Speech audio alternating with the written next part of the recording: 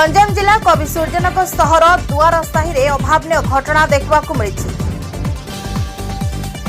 निःशक्त युवक उपरकू एसिड माड़ करिसेंती जणे महिला।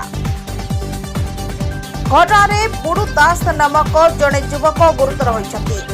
तेबे एसिड माड़र प्रकृत कारण अस्पष्ट रहितबा बेले बुडू निःशक्त अवस्था महिला बारंडारे शोइथिबा समय महिला जनक एसिड माड़ करथिले। फल बुडूक मुह और आखि पाख पोड़ी जाइछि। गुरुतर अवस्था प्रथमे कवि सूर्यनगर गोष्ठी स्वास्थ्य केन्द्र में भर्ती करा बेले एठारे प्राथमिक चिकित्सा पर ब्रह्मपुर स्थित एमकेसीजी मेडिकल को स्थानांतर करा जाइछि। एने गुरुतर कवि सूर्यनगर थाना रे अभियोग करथिबा सूचना मिली। Bureau report JMJ news. बोराणी दुआर साई मिनती बावराणी मोर एसिड पके देछि।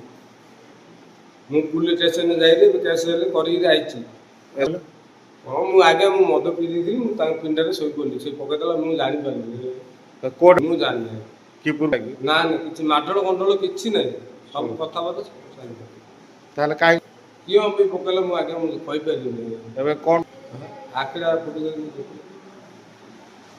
अरे पके दी आ किछि जानि नै रिपोर्ट देली आगे ताको नागले केस करली मिनुदी दास वाली केस कर दी अपनारी हले बे से पुलिस कहले ब्रह्मपुर पड़ो ना आखिरा पुलिस कहले ब्रह्मपुर पड़ो।